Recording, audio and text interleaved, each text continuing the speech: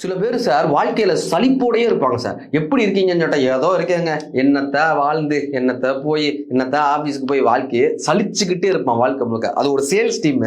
அந்த sales manager ஒவ்வொருத்தட்ட கேட்கிறாரு, உங்க வேலையில என்ன பிரச்சனைன்னு.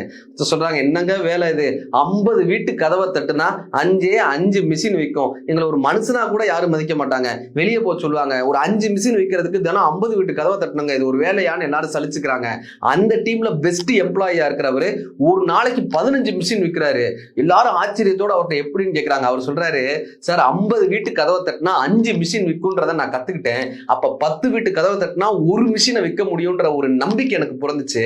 அந்த ஒரு வீடு இந்த வீடுதான்ற நம்பிக்கையோட எல்லார் வீட்டு கதவையும் தட்டுவேங்க. அவங்க என்ன நிராகரிச்சா கூட அடுத்த வீடு இந்த வீடுதான்ற ஒரு நம்பிக்கையோட நான் வாய்ப்பை தேடி தேடி ஒவ்வொரு வீட்டு கதவாய் தட்டி கொண்டே இருந்தேன். அதனால் எனக்கு வாய்ப்பு கிடைத்ததுன்னு சொன்னாருங்க. சலித்துக் கொள்பவன் வாய்ப்பில் இருக்கக்கூடிய பின்னடைவை பார்க்கிறான். சாதிக்க பிறந்தவன் சந்தர்ப்பங்களில் இருக்கக்கூடிய வாய்ப்பை பார்க்கிறான். நீங்கள் வாய்ப்பை பார்த்தால் வாழ்க்கை உங்களை பார்க்கிறது.